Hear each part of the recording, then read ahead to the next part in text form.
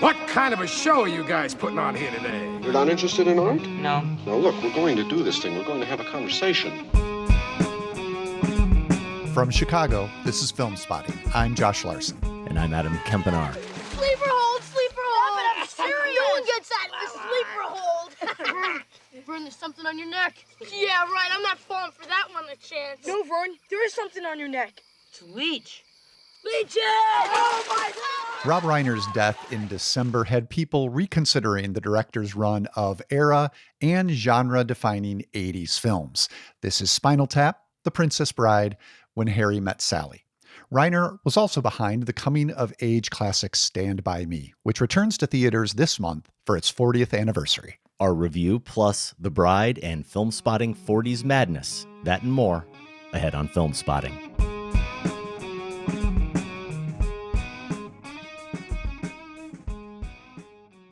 Welcome to Filmspotting White Heat, the 1949 James Cagney gangster picture, Top of the World Ma, versus Disney's Bambi. That's the kind of craziness you can look forward to later in the show when we get to round one of Filmspotting Madness. Josh, it is here. You know, just before you cast that vote, remember James Cagney killed Bambi's mother. So keep that in mind. Apparently, that's how it went down. We'll get into all 32. Well, not quite all 32. We'll highlight some of the 32 first-round matchups of Filmspotting 40s Madness. But all 32 are live right now as you are listening to us, and you can go cast your vote at filmspotting.net/madness, or just go to filmspottingmadness.com. The bracket contest is live. You can jump ahead if you want. Participate right now. It's fine. Multitask while you're listening or watching, or you can just wait. You can wait until we get to that part of the show. That's fine too. We'll also get to your thoughts, Josh, on Maggie Gyllenhaal's The Bride. You did finally catch up with it. A failure at the box office, it seems, that nevertheless may have some artistic merit worth celebrating. A failure at the box office. That explains why I was one of, I think, 3. No, there might have been 5 people. And I may have been laughing the loudest. So okay. Yeah, I'll get into why a little bit later. It earns its exclamation point at the end of the title. Is that what you're saying? That is absolutely true. Okay. No false advertisement there. A quick reminder, Filmspotting is now available as a video podcast. Yes, you can watch us on YouTube, youtube.com/filmspotting, and you can find all of our episodes at filmspotting.net/episodes. But first, Stand By Me hits middle age. Oh, man. Wait to hear this. What is it, man? You guys want to go see a dead body?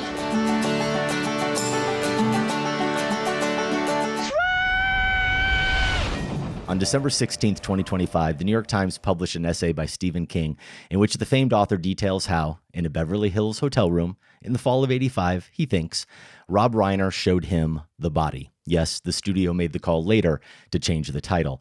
The name of King's novella was too horror-sounding, not enough coming of age. While, of course, most of the details don't line up exactly, King describes the body as the only nakedly autobiographical story I've ever done. In Rob's hands, Reiner says, it all rang true. The funny parts, they really drew laughs. The dramatic parts hit hard. I had felt just that torn between the writing life and the lives of my friends who were living for the moment and not going anywhere in particular except maybe Vietnam. I chose writing, but it was a near thing. Which brings us back to the title of the essay, Why I Hugged Rob Reiner After Watching Stand By Me. King was so moved that despite being, quote, not ordinarily a hugging man, unquote, that's what he did. Still under the film's spell, after that awkward moment, King found the nearest bathroom to collect himself. And here's where he hits us with a line that reminds us that he's the grown-up Gordy LaChance, even if the writer's line in The Body is slightly different than, and arguably not quite as good as, the writer's final line in Stand By Me. Nostalgia can be dangerous when it's up close. I don't exactly know what I mean by that, but it feels true. Josh, Columbia Pictures perfectly timed this film, set at the end of summer, for release at the end of summer '86. For us, the timing was even more providential. You were 12 going on 13, same as Gordy, and I was just a bit shy of that. We didn't grow up in Oregon in the late 50s. but there are parts of our childhoods up there on screen, just like King's. I don't think of you as ordinarily much of a hugger either, but if you could embrace Reiner for something after this revisit, a scene, a line, a moment, an idea, something that rang true, what would it be? As you absorbed the nostalgia, what felt dangerous up close? Trying to be more of a hugger as I age, Adam. So we'll see how I do. So I'm right. How I do with that. Yeah. Okay. Reiner, he seems like a filmmaker you could hug for whatever that's worth. When you think about just his public personality, his screen persona, of course, some of these beloved films that he gave us. And I'm glad we have a chance to remember him with this deep dive into Stand By Me. As far as the movie itself, I think what held up was the sense of camaraderie among those four friends. And I would credit Reiner's handling of the cast and their interactions with each other more than, say, the writing or perhaps the direction of the tone. I was a little disappointed, I would say, that this wasn't the pure nostalgia hit for me, Stand By Me, on this viewing, which is probably the first I've seen in, probably decades, I think. Scenes here and there. I'm sure I watched it multiple times when I was closer to the age of its release, but this has been the first in a long time. So it was the real nostalgia test, right? Was this going to be E.T. Back to the Future, or was this going to be, I'm sorry to report, Goonies? And it took a bit of a Goonies downgrade, which we can maybe get into. Part of that was the tone. It's very broad, some moments of how these characters react to each other. Yet there's something in the air in their camaraderie and the way the actors look at each other or wait for each other to say something or tease each other. It's more in the relationships and the performances than in the writing. And I think we need to give Reiner credit for that as well, for creating that atmosphere where these young actors, all of them, give, I think, incredibly strong performances. And then I'm sure we'll spend time on River Phoenix, who's just doing something completely at a different level. And in this adult revisit was the thing that impressed me the most, was River Phoenix. But altogether as a group, it was nostalgic, Adam, because it does capture the air of hanging out with other guys at that age, doing something slightly dangerous, because this is a movie, it becomes really dangerous. But in your mind, you think is movie dangerous at that age. The levels of one-upmanship at play, the hierarchy that is firmly in place, but always at that age being poked at, who has what standing, and how that shifts. These are all things that the movie captures really well, and that hold up, and that made me nostalgic, not only for that first experience of watching Stand By Me, but also of being that age and hanging out with guys like this and doing stupid stuff. Stupid stuff, indeed. And I think camaraderie and relationships is probably where you have to start. That was my reaction as well. And it is cliche to think about what really resonates and go to that final line, but it sets up the other moments in the film that really resonated with me this time. That final line being, I never had any friends later on like the ones I had when I was 12. Jesus does anybody. Apparently, what I was referencing earlier, apparently in the novella, the last line is the same up until Jesus did you. So we could have a side conversation about which line is better. Of course, we're used to Jesus does anybody, and it's hard to consider any other line because that one just works so well. I mentioned last week on the show when we were teasing this that I feel very fortunate that I have a lot of the same friends I had when I was 12. I'm hanging out with one of them later today, and I feel very fortunate about that. If someone ever makes, or if I ever write a memoir, Josh, and I'm telling the stories of the stupid things we did when we were 12 years old, like these kids, this guy I'm hanging out with later, he's one of the crew. You know, he'll be in there. And I do feel fortunate about that. But the thing is, the key word there is, or the key part of the phrase is like the ones I had when I was 12. Even if they're the same friends, they'll never be the same as those friendships were, those bonds were when you were 12. You can never recreate that. Now, we try. You know, I've mentioned this before, when my band gets together, and he's one of the people in the band, and we started the summer when we were 12, just like these kids, the summer they were 12. When we get together, the performance is an excuse just to get together and reminisce about the summers when we were 11, 12, and 13, right? So that nostalgia aspect is very, very potent. So that last line does kind of create the umbrella or the lens through which you see this entire film. The moments that then, the individual moments, Josh, that then really hit me this time, and I'm sure hit a lot of other people as well. It's a really emotional bit when you get to it, especially the first time you see this film. I remember sitting in the theater and feeling it, is when they return to Castle Rock after this adventure. And we hear the narrator say, as time went on, we saw less and less of Teddy and Vern, until eventually they became just two more faces in the halls. That happens sometimes. Friends come in and out of your life like busboys in a restaurant. So we just saw these four guys go through something that you would think would bond them forever. And just as viewers, even as 12-year-old kids, as viewers watching a movie, it's hard to imagine them then going their separate ways. And within a short time, perhaps a year, a couple years, 4 years, whatever it is, going through junior high and high school, them just seeing Vern in the hallway and passing him, and it not being the same relationship it is right now. That's just as viewers. Now that I look back on it, Josh, I can also consider, I wonder if I was sitting in the theater through that prism of being a 12-year-old and thinking, wait, is this what's pending for me?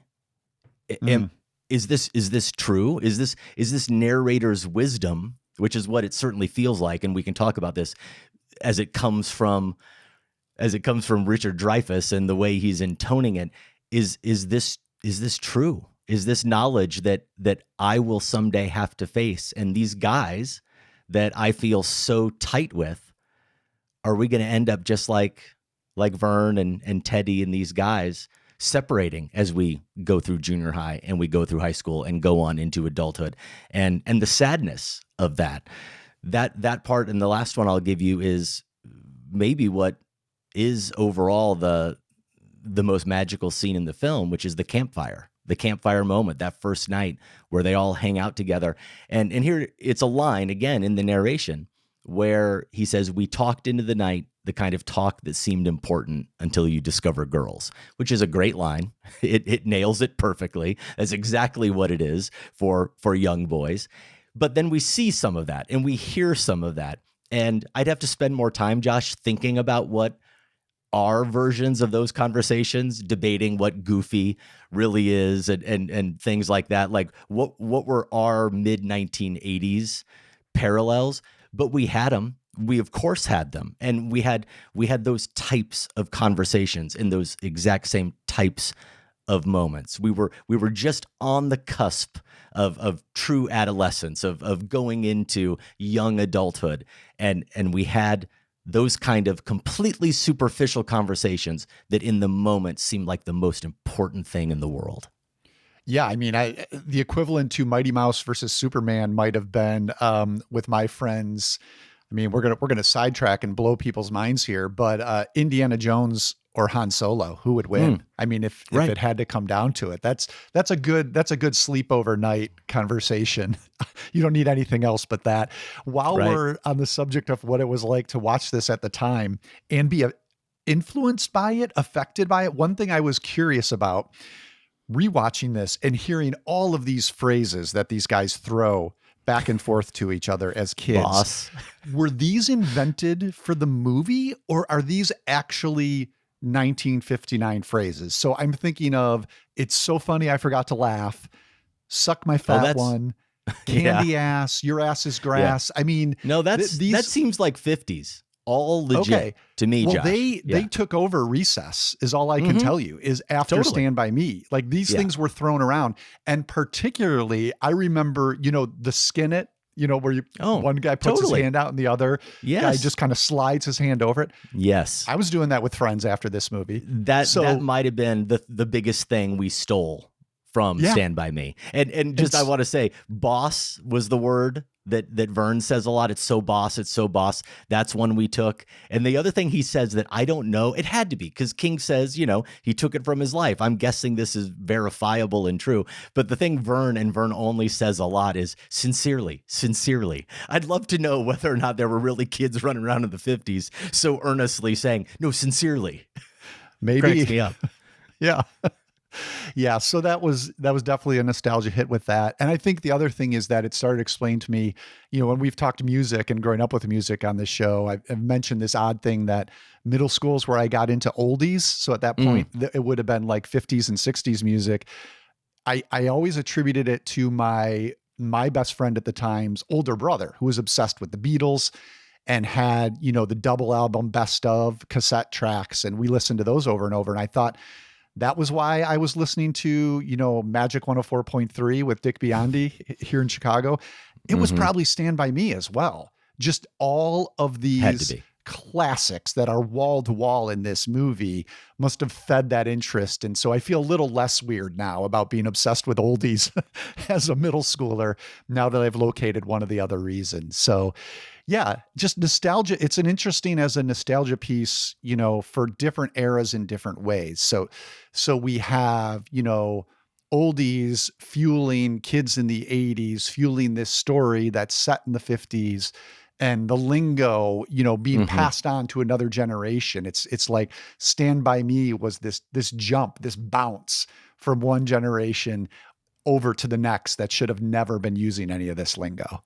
Yeah. And I've mentioned this a couple times on the show over the past year. And I even said at one point that I didn't realize until now that I'm 50, that looking back, and that of course I'm a parent, that in the 80s, we were really living our parents' childhoods. And that's the case. We were, in some ways, we didn't know it at the time, but we were living a boomer's childhood because we were enacting all of these 50s rights and we were listening to their music. And that's because that's what dominated, for a lot of reasons that we won't get into now. That's what dominated the time. Boomer culture dominated the time. And so I was, of course, thinking about that, Josh, as I watched this film, and I was trying to think about where this movie fit into that scheme, where it fit into this discussion, because you can't separate it from this 80s industry of nostalgia, this boomer, as we're saying, this boomer longing to return to the simpler, innocent days of the 50s. And it was a hit. It was a critical and commercial success. It was made on a very low budget. So it made, even though at the time it seems modest, it made a lot of money. And it was so comforting to boomers. I'll give you a story that I heard just yesterday. Someone close to me told me this story, that their mom, who was someone who was very prudent, very pious, there was no swearing in the house, church every Sunday. And this may have been familiar to you, Josh, no going to rated R movies ever, that kind of thing. And Stand By Me was rated R. Yeah. Yeah. The parents, went and saw Stand By Me and then came home and said, I want the kids to go see this movie. It's okay. You can go see it. So I heard that before I rewatched the film, and I'm watching it, and I know this parent, and I'm thinking, wow, I kind of can't believe that they were okay with some of these conversations and some of the activities that occur in it. But that's how powerful the nostalgia was. And this parent, it's the mother. And I bring that up because this is a very boy film. This is the boy in The Princess Bride who thinks he wants, the swashbuckling and all that stuff, not the kissing stuff. These are boys doing boy things, right? Singing army songs and all of those types of activities. And they're certainly, they're already starting to think about girls and talk about girls in a sexual way. And even this mother saw so much of her experience from growing up in the 50s in this film and wanted her kids to experience that as well. That's something really important. It's significant, and to it me. could very well have been that. I mean, I'm psychoanalyzing a stranger here, so this is all speculation. It could have been a nostalgia hit that makes a lot of sense to me. I think, to the movie's credit, maybe this mom saw something that I think is unique to it as a nostalgia picture, which is it's not entirely glossing over the realities of the difficulties of that era. Whether, their references, these are troubled families that we meet. Mm-hmm. War is a troubling thing in the past and looking ahead in this film. It's honest about that. America at war. This is a movie that recognizes the cost of that.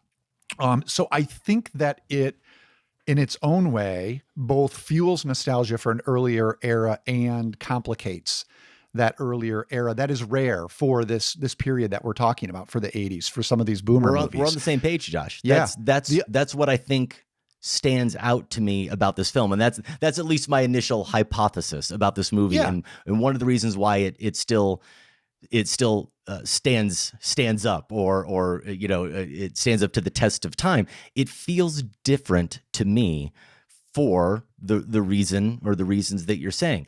It's that it's not just that it's so insulated and how intimate the movie is, right? Or that's a big part of it. It's not just focused on one town that we really barely see, or 1 year, but it's one weekend. And it's so intensely attuned to these 4 boys, right? And their experience, and often what's going on internally and how that's manifesting in their behavior.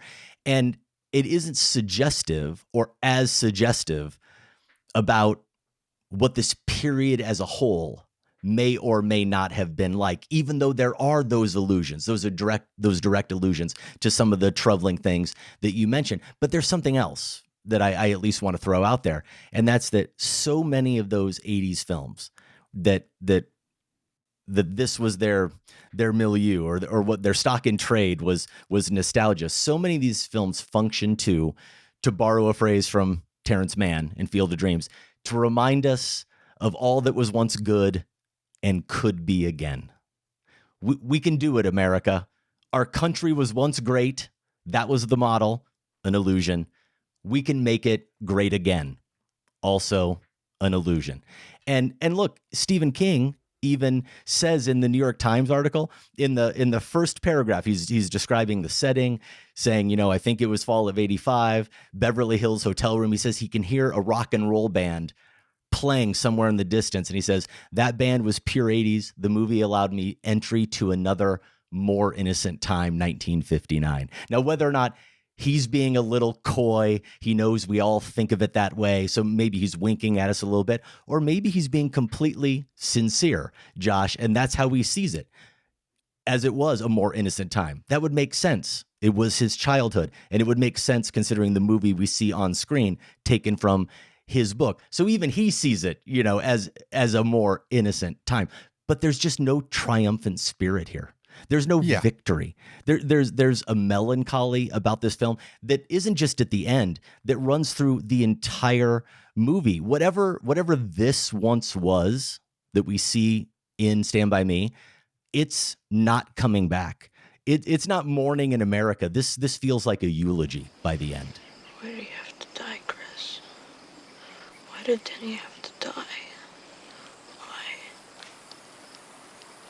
I don't know. It should have been me. Don't say that. It should have been me. Don't say that, man. Yeah, I think there's a morbidity to it. There's a wistful, maybe a better way to describe its nostalgia, its brand of nostalgia, is that it's more of a wistfulness than pure nostalgia hit.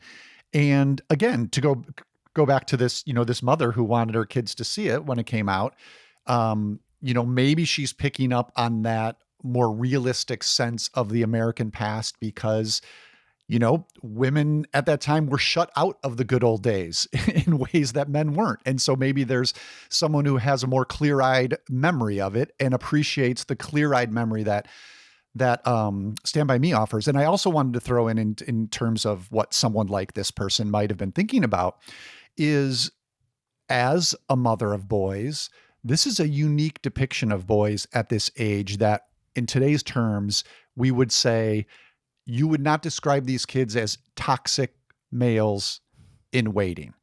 The amount of honest emotion shared between these boys, also, the sort of stuff that could build into what I would call locker room toxicity when they get older, is the teasing could turn, sour and get into bullying. It could maybe go that way. But yes, the fact that these kids have such heart honest conversations between each other, some more than others, but you think of Chris and Gordy in particular, and, Chris comforting Gordy, Gordy comforting Chris at various points, and what they share. These are the kinds of kids that you would want your boys at that age to see and know that it would be okay for them to be.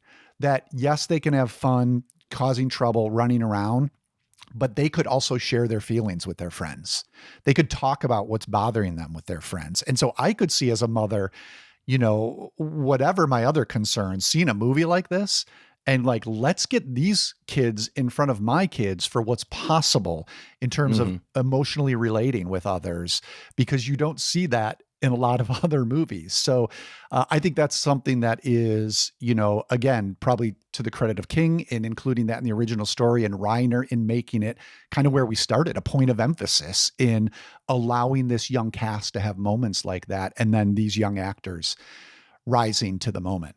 Yeah. And how about that dinner scene where we do glimpse what the gender dynamics are like in that house, where the father is saying, don't interrupt me when I'm talking to our son. Right there. It's right there. It's right there on screen. And that is a very dysfunctional family unit. And I definitely take your point. I think certainly Chris and Gordy are more in tune with their sensitive sides. And I might worry a little bit more about how Teddy and Vern might turn out, especially as Teddy you noted, in particular, because of the bullying that they're already experiencing and are certainly going to experience even more. They may feel a need to try to assert themselves in life in a way that may not go well for themselves or for others. And also that dialogue, I'm not going to suggest that it's false. That's part of what makes the movie so great. But when we're talking about what we see in our own lives, or when we think back on it,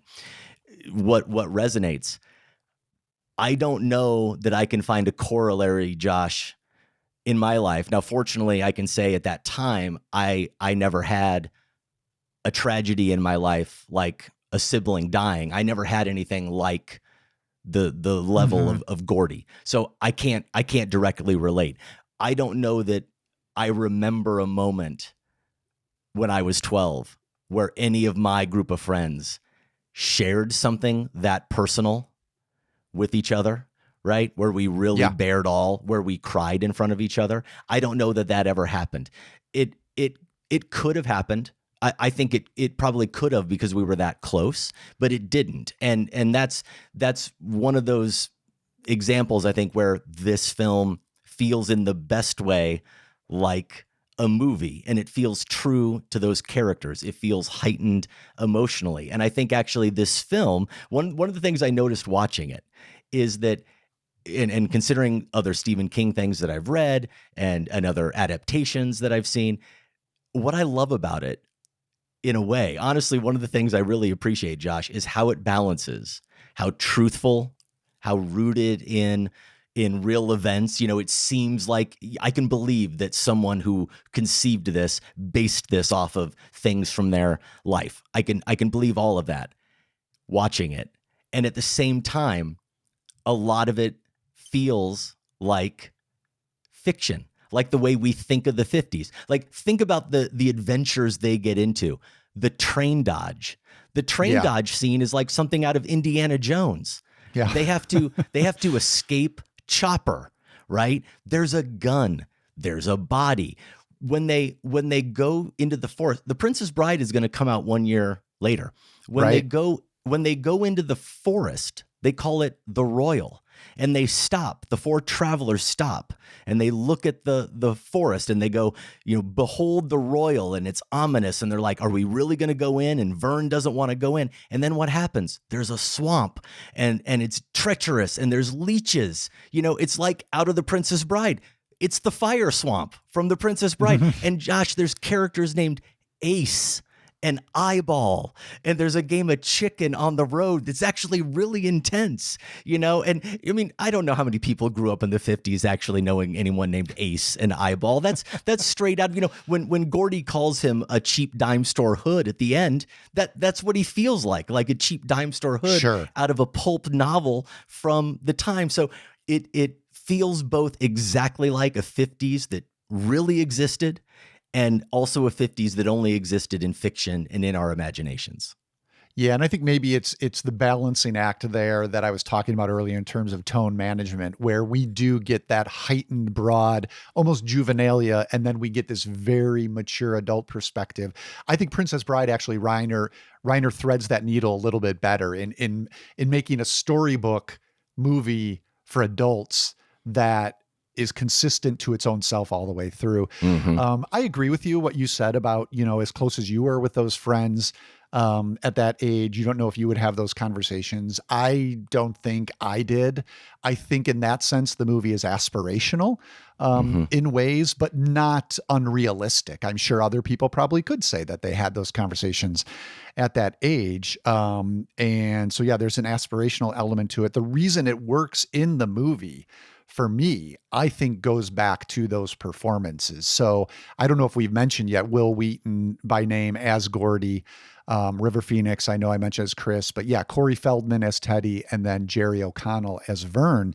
I do think they're all doing excellent work, but to see River Phoenix here, the word that came to mind watching him is that he's incandescent in this role. And somehow, and this goes back to what I was saying about it being believable, you never feel like, even though you recognize your brain, you're processing the acting, recognizes he's working at another level, you never feel like he's anything but this real kid. So he has this incandescence and this ultimate believability. And for me, a lot of it, some of it is in the line readings and the conversations. A lot of it is just in how Phoenix moves. If you watch Chris carefully, every motion he makes is an impulsive one. Part of that is by character. Chris is, you know, probably the boldest of them, right? And so it's he knows this character, he imbues this character. It's also how a lot of boys that age move. That, you know, thinking sometimes comes a little bit after acting when you're that age, no matter who you are. And that is just how Phoenix embodies Chris, which gives him this rootedness in a kid we maybe were or knew or have raised. But then the level of interior aliveness that Phoenix manages, it is what also brings that incandescence. And you're like, man, this guy was such a talent that, you know, talking about morbidity in the back of our minds now is that, you know, he died at the age of 23 in 1993.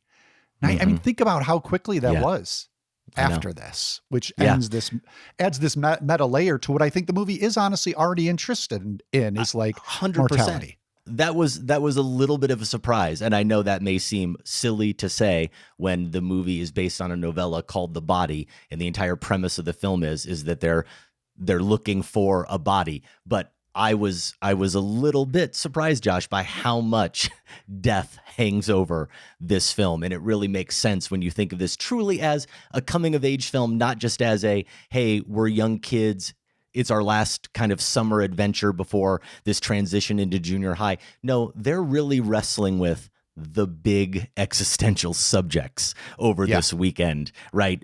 Psychologically, internally, but also externally, as it comes out in a lot of the conversations and the incidents and events that happen with each other over the course of these 3 days. So it is about morbidity, and that startled me a little bit. But Phoenix then adds just that meta layer. As you said, he has such, incandescent's a great word. He has such a regal quality about him. And I think it comes down to why I say regal is there's something about, especially in those dramatic scenes, the way he holds himself. There's just an emotional maturity. And I wondered if actually he was older than all the other boys. And I didn't look up all their ages. He was 14. But Will Wheaton was 14 as well. So it's not just that he's like more mature age-wise than the other kids.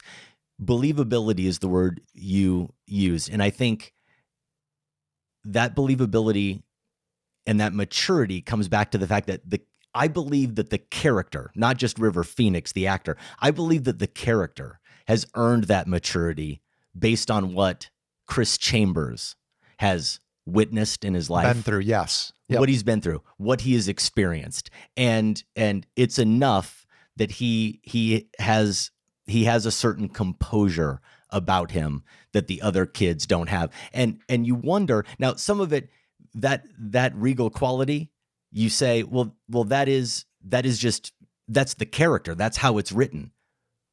Yes, to an extent, but how many young actors could play it the way Phoenix does? Could be aware of that quality being necessary and not just thinking I have to be natural on screen, but I have to naturally be this specific character on screen. That's what Phoenix is doing.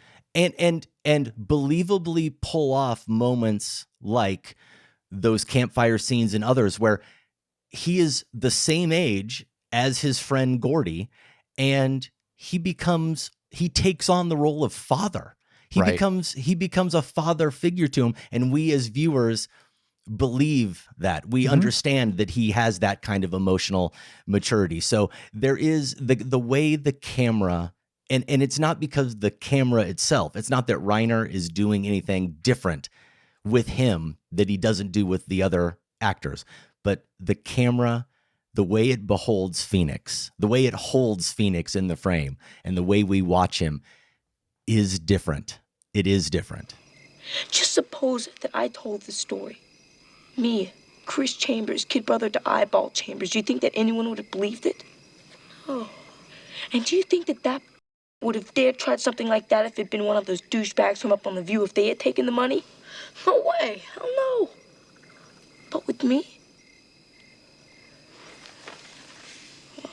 Okay, can I ask you a question? Because I feel like I need to back up why I said at the start a little bit more why I would give this a Goonies downgrade, in that, you know, the nostalgia watch was enjoyable, but maybe it didn't hold up like something like Back to the Future might. The voiceover narration, we've cited it a couple of times because it is so well written.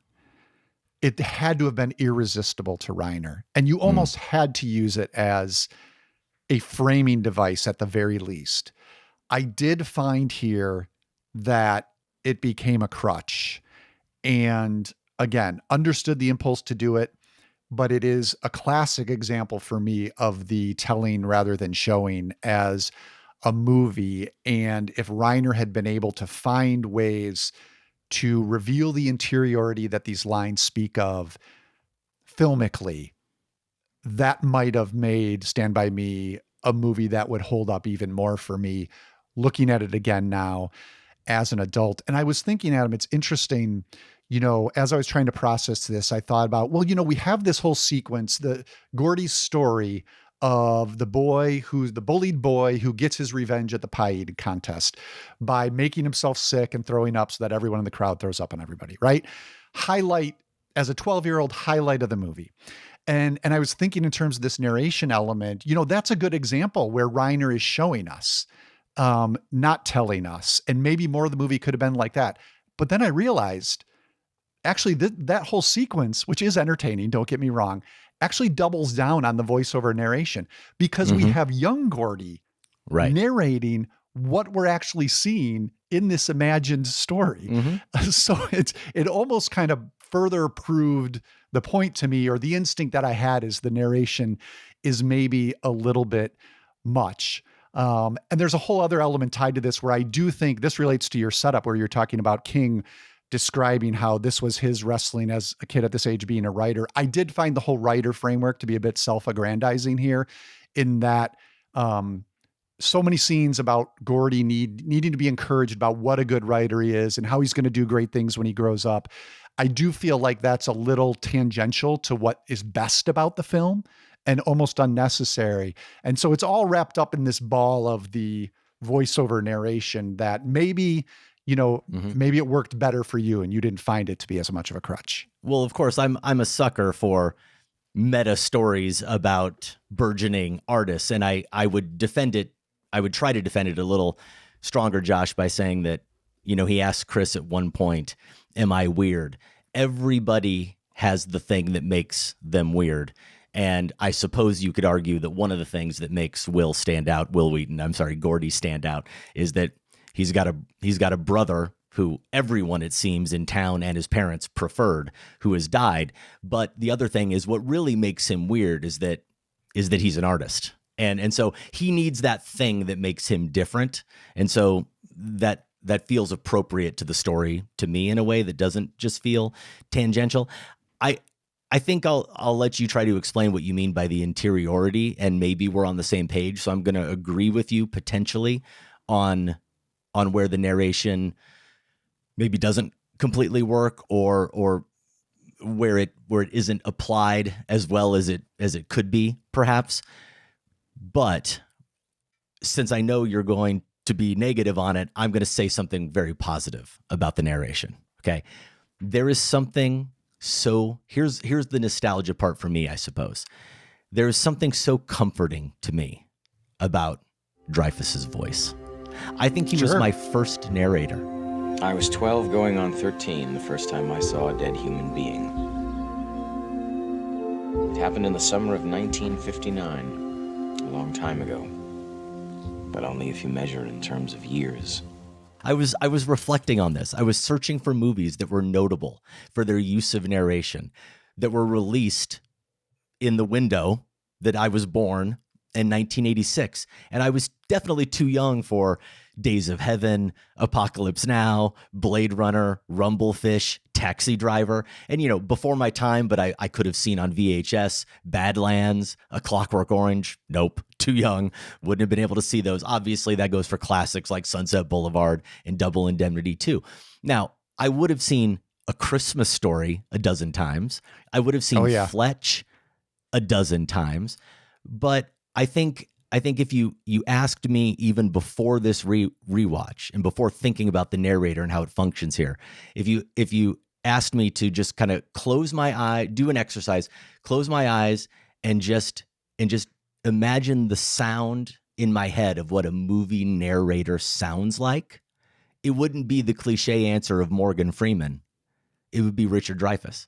I would hear his voice from Stand By Me in my head. And yes, it would be partly because of him just being my first, it would be because of him being my first narrator, but how he employs his voice as well. I think there is real talent in his voice acting, but it's something about, I mentioned this earlier, the wisdom, right? There is that omniscient narrator role that he serves. And he's not there like those other narrators I just mentioned to entertain. He's not there to add punchlines. He's not there to just push the story forward. He is adding, oftentimes, right, or most often, I would say, adding poignancy. He's telling truths. He's providing the lens through which we understand the weight of events. It's about perspective. And I think Dreyfuss is nostalgic without being sentimental in his voice. I'll use your word. He's wistful without being burdened by regret. I think it's a really great performance, and it's for me maybe the ultimate narrator voice. And on that level, I love it. Yeah, so it really hits the nostalgia button hard for you. And I agree, the delivery of it is on point. I mean, it's a case where you cast someone for their ability to perform in that way, not just, for name recognition or something like that. I would also agree it's necessary for what this movie wants to do that you need this narrator. You need the framework.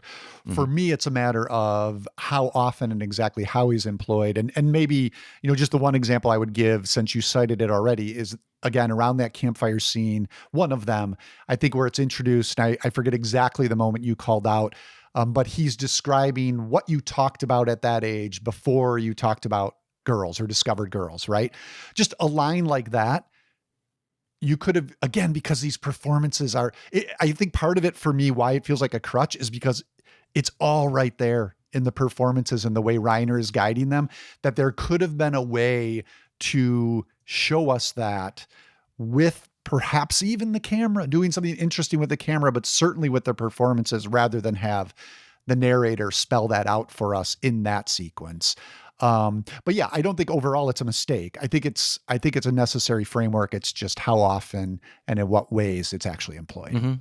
I think I like that line so much, partly because I think that's an example of the narration doing what you're saying. It's redundant, but it's so poetic. That line is so good, and it's so succinct and so that's what you read the story for. that it works. And also he is doing show and tell at the same time, because it's a montage.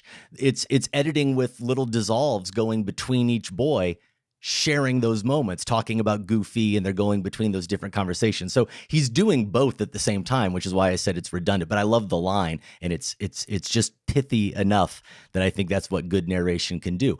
I also don't think, when I watched it this time, I didn't feel like it was overused in the sense of just like how much narration there is in the film and how often we hear it. There are fairly long stretches, I was surprised to find, where we don't hear from the narrator. And when we do, like I was just saying, it's pretty punchy. It's not long soliloquies. And generally, I don't think it's too revealing. Now, there are times where the narration is supplementing work that the screenplay is doing, but that you wish the actors were doing as well. And I don't mean that the actors couldn't do it, but they don't seem to be asked to do.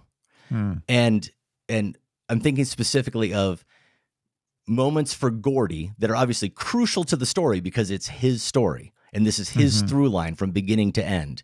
But the screenplay will give Gordy moments where he has to confront his brother's death, the nightmare, for example, that he has at the campfire. But when we hear him say in the narration, at the time, I didn't know why I needed to see that body so badly. Even if no one had followed me, I would have gone on alone. Or earlier, where we haven't seen the nightmare, for example, yet. With our stomachs rumbling, we pressed on toward the Royal River. The reality of Ray Brower was growing and kept us moving despite the heat. For me, the idea of seeing that kid's dead body was starting to become an obsession. Now, in the book, that's a main line into his psyche. And we need that. We buy that completely. On screen, I did feel like I needed to see that obsession. I needed to see it exactly to believe it. We can't just hear it. And we don't. At least I didn't. I didn't feel Gordy's obsession quite the way the screenplay, the script in those moments suggested we should be. Yeah. It was a shortcut. Yeah.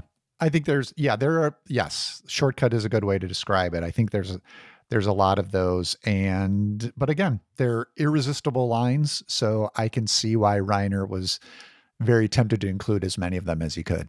I have more that I wanted to get to in terms of just new things, kind of surprises, including the framing device, but we do have more show to get to, and we are on fairly limited time with this recording. So let's go ahead. I think we've had a pretty decent discussion, lengthy discussion about Stand By Me.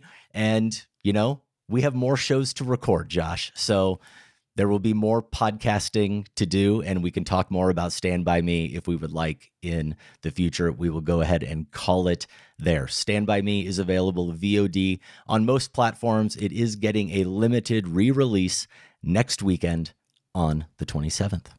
You know, Adam, when we talk about the Filmspotting family and thank those people who have decided to support the show that way, which we're going to do here in a moment, we want to thank advisory board member Sean Kelly from Goodyear, Arizona. I don't know if we explain well enough what a good deal the Filmspotting family is. I mean, for as little as $4.99 a month.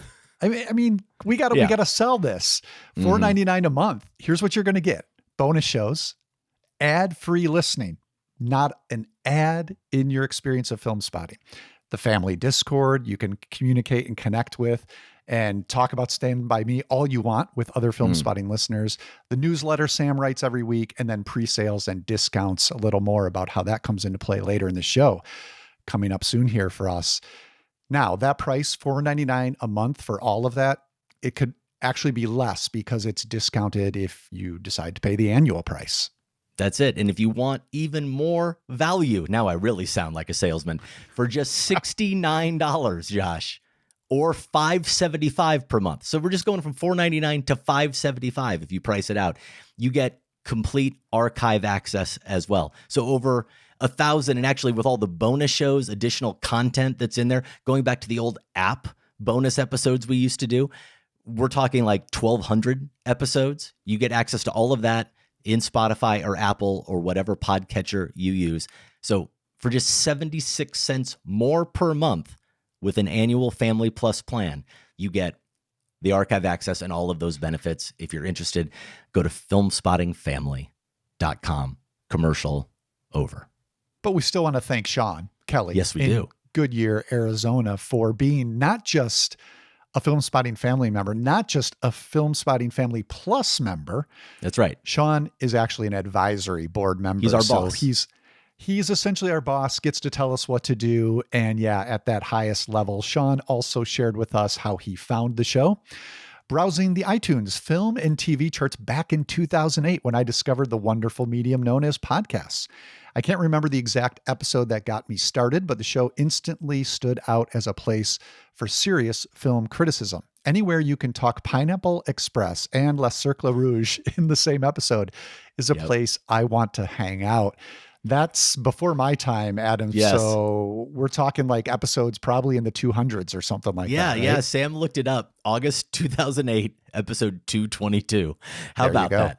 There's Filmspotting in a nutshell. His favorite show segment, the top 5 lists, were one of my early favorites because I love lists. Ever since the first AFI Top 100 introduced the concept of ranking movies to my adolescent brain, I've been a sucker for discussions about what should be included in the best of the best. In fact, it was the latest Pantheon project that got me to finally sign up and be a family member. The idea of having some autonomy and what the best film podcast includes in their Hall of Fame was too much to pass up. So he's talking about when this was initiated, the inaugural Pantheon project last year. He sent this even before the new one that we started up this year's Pantheon project. And it was the best years of their lives, Josh, when you nominated it and how it didn't make the cut. It actually didn't get, officially inducted. He was really glad to hear you nominated. He was hoping it would get nominated again. And did you nominate it again? You did. I think that happened. So you made him happy. I didn't even know that this was Sean's desire. That's right. And I was just updating filmspotting.net/Pantheon. I was just updating that page over the weekend to make sure that you could see all of our 2026 nominees. And there it is. Josh, How Green Was My Valley, The Battle of Algiers, The Best Years of Our Lives. So you made him happy. Yeah, I do. Sean's our boss. I do what he says. There you go. Sean also shared a review we got wrong. On the spectrum of good and evil, Josh's love for Furiosa, a Mad Max saga, and Adam's disdain for Wicked are both evil. Whoa.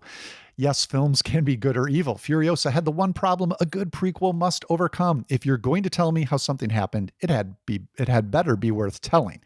There are great moments and action sequences in Furiosa, but the first 10 minutes and the saga of Furiosa's mother were more compelling than anything that came after. As for Wicked, I literally gasped in the theater when Cynthia Erivo hit the note in Defying Gravity. Come on, Adam. You got to forgive the bloated runtime and saccharine nature of the production because she hit the note. You know, all I hear there is Adam was right twice, because I said that Furiosa never overcomes the first 10 minutes. And I said that Cynthia Erivo singing Defying Gravity almost saves Wicked. So there you go. That's not what Sean's looking for, I'm afraid. Well, you know, close enough. Finally, the film Sean credits with becoming a cinephile. Speaking of narrators, The Usual Suspects. It's been my favorite film since I first saw it on home video in 1996, and it was the first movie I rented over and over and over again from Blockbuster. Ah, yes, the sweet, sweet days of Blockbuster. The thing that kept me coming back was how much I rediscovered on every rewatch. Clues to the overall mystery I'd missed on the first or second or third viewing, small character moments from Benicio del Toro's Fenster, the amazing score from John Ottman. Most of all, though, it was the ending. I refer to it as a magic trick when explaining it to people, but really, it's that feeling of electricity you get when Chaz Palminteri drops the coffee cup and you realize the story is not over. That feeling of epiphany when the hairs on the back of your neck stand straight up and you get chills down your spine is what I've been chasing with every film I've ever seen since. Well, thank you so much, Sean, for being an advisory board member and for all those years of listening. If you'd like to follow Sean on Letterboxd, which I just did this earlier today, you can find him, surprisingly, Kaiser95. So you can probably put that together. Kaiser95 there on Letterboxd. Now, in addition to keeping us doing what we're doing, membership, Filmspotting Family membership comes with the perks that we mentioned earlier. You can listen early and ad-free. You can get Sam's weekly newsletter, exclusive opportunities, including that Filmspotting Family Discord, and of course, the monthly bonus shows. Adam, with me being still in Scotland and struggling with the time zones, I can't make trivia spotting, but it's going on. Despite You're afraid. It's going on without me. You're afraid to face me. You're afraid to face me in trivia spotting. I know. That's why I moved here. Actually, March 19. Is that when you're all getting together? Well, it means that by the time people hear this, it will have happened. That's right. It will have happened. Yes. So thanks everyone for a great time. It was wonderful as always. Yes, we're living in the past at the moment, but yes, another trivia spotting will have occurred, and it I'm sure was grand. And those are the types of special events that you get to be part of as a Filmspotting Family member. More about joining the Filmspotting Family, as I mentioned earlier, is available at filmspottingfamily.com. And we also love ratings. We really love, we only love 5-star ratings. You can go and do that at Apple Podcasts or Spotify. What happened? You had an accident. An accident, huh? We dug you up, and we brought you back to life. Get on stage. Maggie Gyllenhaal's The Bride has failed to come to life at the box office, Josh, but with the talent involved, Gyllenhaal herself as writer and director, newly minted Best Actress Jessie Buckley, and Christian Bale, we couldn't ignore it. I still haven't been able to get to the theater, but you did there in Scotland, and you're a fan? I'm a fan. I had a lot of fun with this. Can't wait to hear what you think of it, because I have no idea which way you'll go. It's that kind of movie. It's a quasi-musical. It's a feminist revenge flick. It's a comic horror romance. And maybe I enjoyed that last quality of it the most, the comic horror romance. It was just the wild swing I appreciated here and the performances, which I'll get to, but I probably have to give just a little bit of a sense of what's going on here, which will give listeners an idea of why it's a wild swing. And I can talk about the performances in particular, because you have Buckley playing Ida, who's this, gangster moll in 1930s Chicago, and she gets possessed by the spirit of Frankenstein author Mary Shelley. Buckley, in sort of a framing device, also appears as Mary Shelley in these really claustrophobic black and white. She's kind of stuck in purgatory of a sort after death, and she's narrating the movie and tells us she's going to possess this woman's body. So from there, and trust me, this is like the first 10 minutes. I'm not really spoiling everything about the film. From there, Ida becomes unruly, a little less placating, and ends up getting killed for pushing back by her gangster boyfriend. That is when she's resuscitated by a guy named Frank, played by Christian Bale, who's been around for about 100 plus years and is very, very lonely. He finds a mad scientist played by Annette Bening, and they bring Ida back, who then is sort of still possessed by Mary Shelley. So Buckley goes back and forth between this Ida persona, this Shelley persona, and, this kind of third persona of who this woman is becoming now, while kind of falling in love with Frank. Okay, so you can already get a sense why there's no way this could totally work, and it doesn't. I'm not going to get into what doesn't work. I'll leave that for the detractors. I admit that there are plenty of things that don't. Penelope Cruz, I'm never going to say I'm disappointed to see her in a movie. I can't quite say I understand what she's doing here. But Bale, Adam, I think this is my favorite Bale performance. Really? A decade, because he's an actor who I've probably underappreciated, but hasn't always jumped out at me as someone who really gets me excited. There is something he's doing here. I don't know. I said when it came to, Guillermo del Toro's Frankenstein, how Elordi was so good in what has got to be one of the hardest roles to ever perform. Now we have Bale being so good. Maybe this is one of the easiest roles to ever perform. And I was totally wrong. Bale's one of our all-time great talents, but I take your point. Okay. Yeah. Maybe not anyone could do this. It's just, there's something about, he has the scars and the stitches and all that, but there's something about the performance here where Bale is performing as if he doesn't. So he's not really leaning into that. He's almost just playing him as this lonely guy who comes to appreciate this kind of deranged woman that's been revived and the wildness that she brings to his life. So he's really good. And yeah, what to say about Buckley? I mean, in the career retrospective, it's going to start with Hamnet, but it has to make room for this because it is so bonkers. It's full of this performativeness that, you would maybe normally say is not necessarily great acting, but the technical dexterity that she's bringing to it and the sense of humor she's bringing to it. This is an incredibly funny character, and the switching back and forth between these personas is also funny and very impressive. I'm sure Mary Shelley scholars will have a lot to say about envisioning Shelley this way, both as author and as a performed character. But man, if you're an admirer of Buckley, which who isn't at this point, I kind of think The Bride is a must see. You do not want to get caught up with me. People love a monster. There is gonna be a mob. Really? I've been through this before. It is terrible. Go. Get out of here. Go home. I don't know where I live. Can't wait to hear what you and others think about it, because it'll leave you in a bit of a daze, whether that's positive or negative. It could go either way. Between the Frankenstein movies and Wuthering Heights, what a year for literary scholars at the cinema. Yeah, I kidding. mean, all these radio hits, I'm sure, having to comment. Probably. You're not right. Yeah. And maybe getting up in arms about it. I mean, it's this one in particular, I think is perhaps, I'm going to guess, not very orthodox, but that's what the movies are for, Adam. The Bride is still playing in wide release. If you see it and agree or disagree with Josh's take, if you're one of the detractors, or if, like Josh, you're a defender, let us know. We'd love to hear it. Feedback@filmspotting.net. I haven't yet listened to part one of our sister podcast, The Next Picture Show, their recent pairing. Great pairing.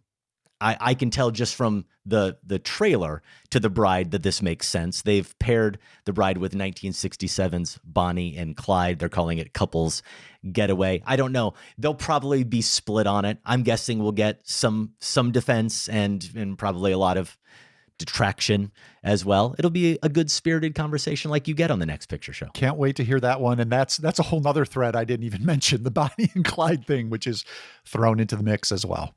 You can hear The Next Picture Show every Tuesday, wherever you get your podcasts. Next week here on Filmspotting, we'll talk about one of the year's most anticipated and much buzzed about movies, Project Hail Mary. That opens this weekend in wide release. What's your sense so far? Do the Scots love Ryan Gosling as much as we do here stateside? Haven't done a poll. I can tell you that they're getting Project Hail Mary on the same opening weekend as the States. So that, I guess, indicates something. It is, however, just want you to appreciate my dedication, Adam. It's going to be a 2-bus trip to the theater for Okay. Project Hail Mary. What you do for our listeners. Yep, I know. Usually, occasionally I can walk. Usually it's a one bus, but I got to take two for this, and I'm gonna be holding that against Project Hail Mary. It's gonna really have to. It's got to deliver. Have to make that trip worth it. Yeah. Also next week, talk about two very different frontiers we're crossing. Another look at Kelly Reichardt's Meek's Cutoff, celebrating its 15th anniversary this spring. It has also been nominated by us for the Filmspotting Pantheon, specifically by me for the Filmspotting Pantheon. That is why we are revisiting it. The two of us have never reviewed the film. We've talked about a fair number of Kelly Reichardt films over the years, Josh. We have never talked about Meek's Cutoff together. That is why we have to talk about it now, and I'm excited about it. Yeah, that one squeaked in 2011, so just before I joined the show. And I know Meek's Cutoff, both of us, love it, has come up here and there, referenced over the years, but this will be a great chance to really dig into it together. More about the Pantheon and the Pantheon Project, all the movies nominated. It's available, filmspotting.net/Pantheon. We try to make that really simple for all of you to find. We have some big news to announce, Josh. Save the date. Filmspotting Fest 2 Money Never Sleeps. That's what I want to go with. I don't know. I was just trying to come up with goofy sequel names, and that was better than the squeakquel. So I went with Money Never Sleeps. June 27th and 28th are going to be the dates. We decided, hey, March made sense for Filmspotting Fest 1 when we're celebrating the actual anniversary of the show. But do we always have to do it in March, late February? Why not do a fest in the summertime in Chicago? Yeah. Love Chicago. Crazy idea. Great city. I love Chicago more in June than I do in March. Yeah, I think our listeners who may travel there will feel the same way. It's going to be a little bit of a pared down fest. We are thinking that we're going to save the bigger festivals for the milestone years. 3 movies on Saturday. That also means it won't be just back to back to back to back films and no time to do anything. That's right. It'll be more spread out. It'll be more laid back, and it'll be a lot of fun. 3 movies on Saturday at one venue. 1 movie Sunday morning at another, just like last time. We'll close out with a Sunday morning kind of matinee. Who will be there? The two of us. Josh will be back from Scotland. He's promised me he'll be back from Scotland. Absolutely. Yeah. Still keeping to that. Okay, producer Sam, Golden Joe Dassault, PA Sophie Kempenaar, Michael Phillips, Mariah Gates. Now, I haven't officially invited her yet, so I'm throwing this out there now that I'm going to officially invite her.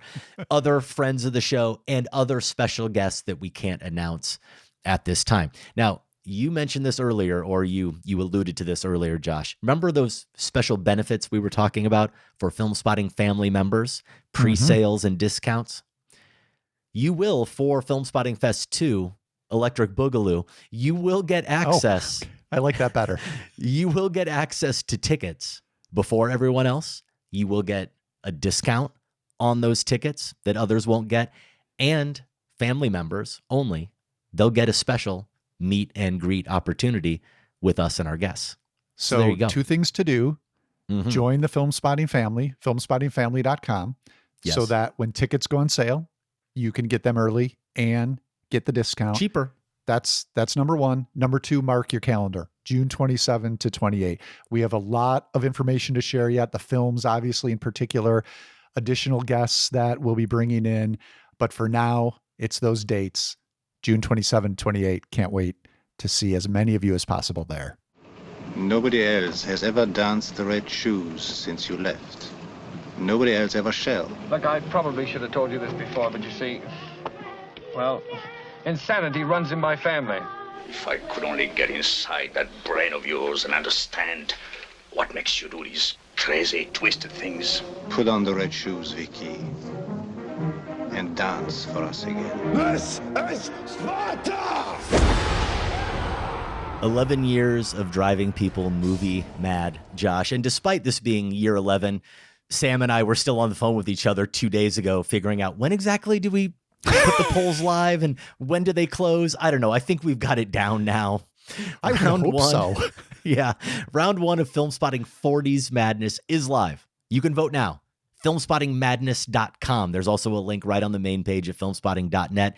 It is truly, I can tell you now. I was a little confused last week. It's as simple as this. Each round closes on Monday at 11:59 p.m. Central Time. Yes. So think of it as midnight, 11:59 p.m. Monday, that's Central Time. Each new round opens the following day, Tuesday at noon. Got it. So you have a week. Tuesday at noon is when voting closes. Right now, you can vote in the round 1 matchups as you're listening to this, as long as it's before Monday at 11:59 p.m. Central Time.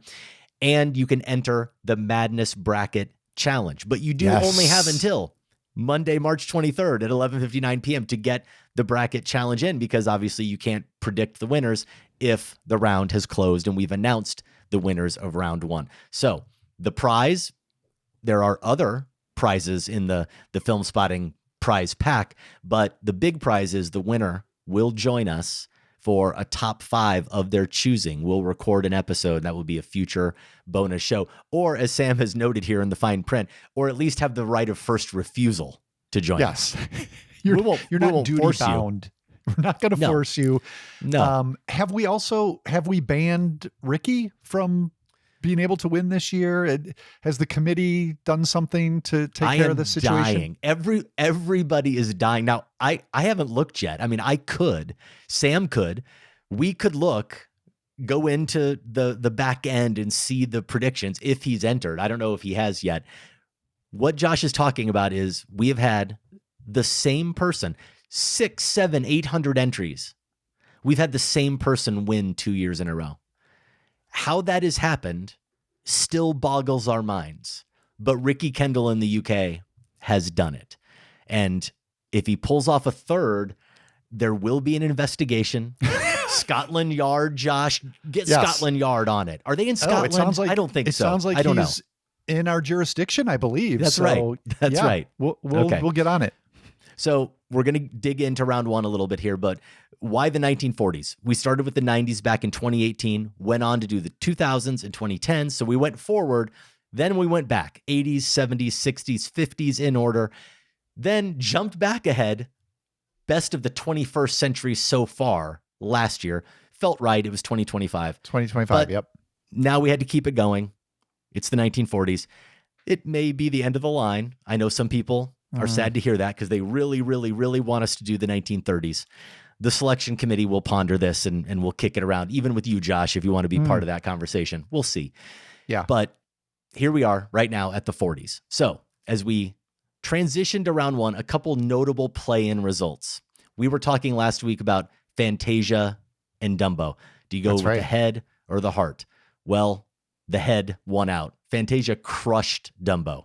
67% to 33%. Would not have predicted that one. I'm already off to a bad start in the challenge.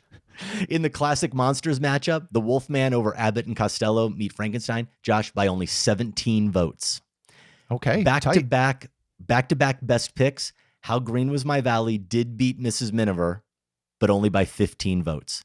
And this one went down to the wire a few hours before. The other movie was up by 10 votes. And then at the last minute, Psycho Thrillers, Qu'est-ce que c'est? Spellbound over Suspicion.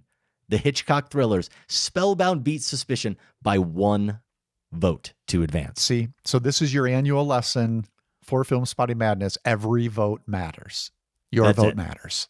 Okay, so what we're going to do very quickly, we're just going to run through as we look at the round 1 bracket, not go through every matchup. You can do that yourself. You can go to filmspottingmadness.com, see the bracket, enter, and you can also vote there in the polls. But we like to highlight a few that stand out to us, Josh. Difficult to pick for you personally in terms of the matchups, a couple, and then maybe a couple that were difficult to predict when you filled out your bracket. And then if you had any wild cards, just start with any that were difficult to pick. Which ones vexed you? Yeah, I've got one for you here. When I was going through pondering making my votes, I don't think this is going to be difficult for a lot of people. And for me, it's only because we have recent history with one of these films. But Casablanca versus Meshes of the Afternoon is actually a tough one. Wow. Adam. What? Yeah, it should be a the no-brainer, number 2 right? seed against the 63. I'm just saying personally. Tough. I'm just saying personally, toughest for me to choose because you do have, okay, Casablanca. You have a masterpiece that might be the most entertaining film of all time. Okay. Okay. Granted. Yep. Complete other end of the spectrum. A very different kind of masterpiece. Maya Daren's Meshes of the Afternoon. This is avant-garde short film. I think it was part of our Overlooked Auteurs marathon? Our We recent did that. one. Yep. Mhm. And it's a movie operating in a different way, but at the same level as Casablanca for me. Casablanca, maybe the Hollywood machine in its most finely tuned. Meshes is kind of like this masterful wrench thrown into the machine of classical filmmaking. For me, that's a tough one to choose. I'm still sitting with that one. Okay. I love it. That is a bold statement, Josh. Okay. Toughest to pick for me. I'll run through them quickly here. And it's really a matter of just having not been able to revisit these films and not having seen them in a long time. So I'm just going off memory. And I really, I like all of these films. I like to love all of these films, but there's just not a clear preference. The Great Dictator, Chaplin versus My Darling Clementine, John Ford. How do I choose? The Grapes of Wrath versus Rome Open City. I know Rome Open City, the Rossellini, is the film school movie. I watched it as a film studies student, but The Grapes of Wrath is still a very powerful movie, right? The Shop Around the Corner, Lubitsch, The Lubitsch Touch. It's all there. Versus The Magnificent Ambersons. Yes, it's a failed or not quite what it should be as an Orson Welles film. It's still a pretty damn good Orson Welles film. Rebecca, pretty great Hitchcock. Versus pretty good to great Howard Hawks, Red River. And then this one is actually, I don't think this is going to be tough. I think this, for our listeners, this movie's going to dominate, right? But for me, especially with the recency bias, it's actually a tough choice, Josh, for me to choose between How Green Was My Valley and Treasure of the Sierra Madre. Okay. It is. I love that. It is. I mean, I know it's bogey. I know that Treasure of the Sierra Madre is a great film. John Huston, it's an all-timer. I think it's going to do well in the tournament. But for me, it's not one I put on a pedestal. So it's a difficult one. It's difficult to choose. Those were 5 that stood out to me. What stood out to you in terms of tough to predict when you filled out the bracket? Yeah, I have got my one here is one that you just listed as difficult to choose. So maybe I'm onto something here. It is Rebecca versus Red River. I feel like, and maybe this is just personally for me, but Rebecca is a Hitchcock that has a growing reputation. And, Joan Fontaine, Laurence Olivier, legendary performance by Judith Anderson as Mrs. Danvers in it. I do feel like I hear more and more about that movie in recent years. And maybe it's just a matter of people who have gone through the other Hitchcocks and are getting to it and are realizing it's top tier as well. Red River, though, I mean, how do you compare something like that to a Howard Hawks Western with John Wayne? This is, and I feel like I'm leaning towards the fact that the Hawks pedigree and the Western iconography might give it the edge over what some others could consider lesser Hitchcock. But I'm not sure. So for me, when I'm looking at this first round grouping, that's the hardest for me to predict. Yeah. I have another Hitchcock in tough to predict for me, and it's Rope. Rope versus Letter from an Unknown Woman, where that Ophuls film, I think, is a masterpiece. I do not think Rope is a masterpiece, but I think Letter from an Unknown Woman is far more underseen than Rope. Definitely. I think people who have seen Letter will vote for it over Rope, but I don't think enough people have seen it. So I still have it in my tough to predict because Rope isn't, I don't think Rope is considered, it's probably considered the least worthy Hitchcock of all the Hitchcocks in our bracket. So that's why I think that's fair. Yeah. Right. So that's why I have it here. We talked about Disney and Fantasia before. I think it could be a sleeper. I think it could be, how appropriate is this? The Cinderella of the tournament, Josh. And nevertheless, it's up against a pretty damn great Archer's film in a matter of life and death in round 1.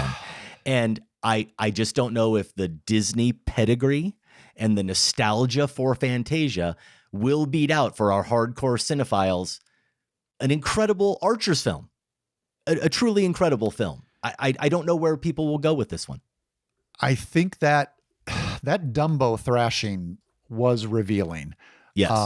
So I think what you say about it having sleeper potential is something to keep in mind. But yeah, when the Archers come up, is Matter of Life and Death like the second film that's always mentioned? No, third or fourth. Third or fourth. Yeah. So there's, there are other films, maybe even in this tournament, that are more beloved, but you do hear a lot of praise for that one. Fantasia is really, I'm just not sure. There's clearly more affection for that than I was aware of. And so, that is a tough one to weigh those two against each other. So Lubitsch and Wells, The Shop Around the Corner, and The Magnificent Ambersons. I have no bearing on how those two would fare against each other. I also don't really know how Meet Me in St. Louis will do against The Lost Weekend. The Lost Weekend is not considered usually for people in the top 5 or 7 of Wilder, Billy Wilder films. But also, I know Meet Me in St. Louis is the more popular or more well-known title of the two, but I don't think most people listening love that film as much as our producer Sam Van Halgren does. So I'm putting it in this category. And then the last one I'll mention, Josh, I worry a little bit about how the Ozu will do late spring up against a Hitchcock in round 1 with Spellbound. Remind me of the lesson I learned last time, because one of the strategies that I used to employ in predicting these was, if a director has multiple films in the tournament. And I think I've learned over the years that doesn't matter. And I think I've also learned it especially doesn't matter this early on. So my guess is Ozu goes. It could happen. So last mention here, the committee regrets. I figured this out within minutes after the bracket went live and it couldn't be changed. Somehow the selection committee failed to pit Hamlet against To Be or Not to Be in the first round. Wow. I mean, what are you guys even doing? It should be off. The whole tournament should be off.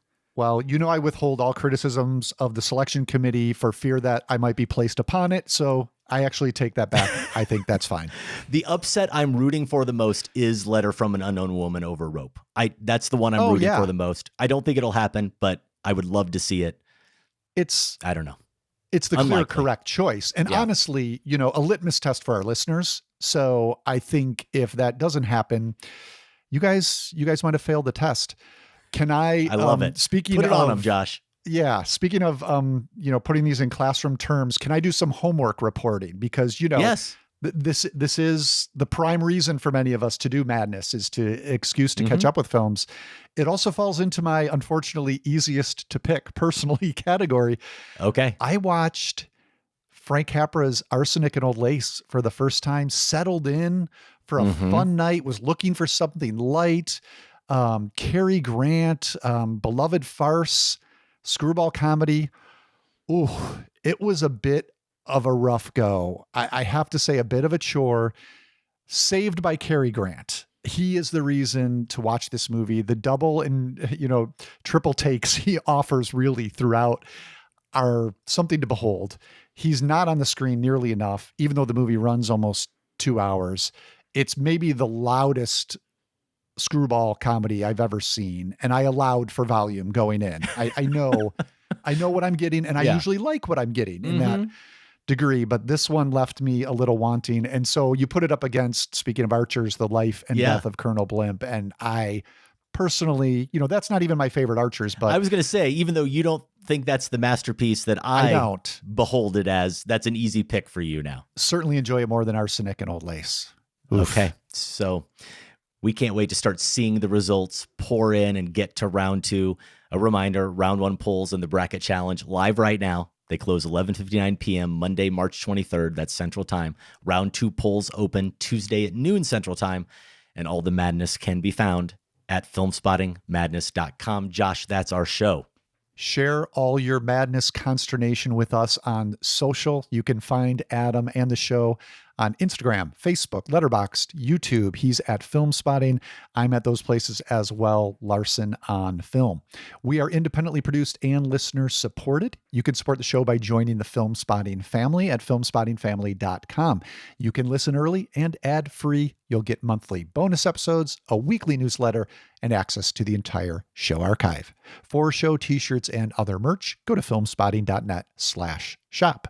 Streaming VOD, Peaky Blinders, The Immortal Man with Barry Keoghan and Tim Roth and Cillian Murphy, of course, and Rebecca Ferguson. That is on Netflix. Out wide, you can see the popular picture book series, The Pout Pout Fish, with Nick Offerman, Miranda Otto, and Amy Sedaris. Ready or Not 2, Here I Come, the sequel to 2019's Ready or Not, with Samara Weaving, Sarah Michelle Gellar, and my notes tell me David Cronenberg. Not directing, but with him in the cast. Okay. And yes, Ryan Gosling and Lord and Miller's Project Hail Mary, which we'll talk about next week, in addition to Meek's Cutoff, and we'll have to share some of our favorite matchups in round 2 of Filmspotting Madness. Filmspotting is produced by Golden Joe Deso and Sam Van Halgren. Without Sam and Golden Joe, this show wouldn't go. Our production assistant is Sophie Kempenaar. Special thanks to everyone at WBEZ Chicago. More information is available at wbez.org. For Filmspotting, I'm Josh Larson. And I'm Adam Kempenaar. Thanks for listening. This conversation can serve no purpose anymore. Goodbye.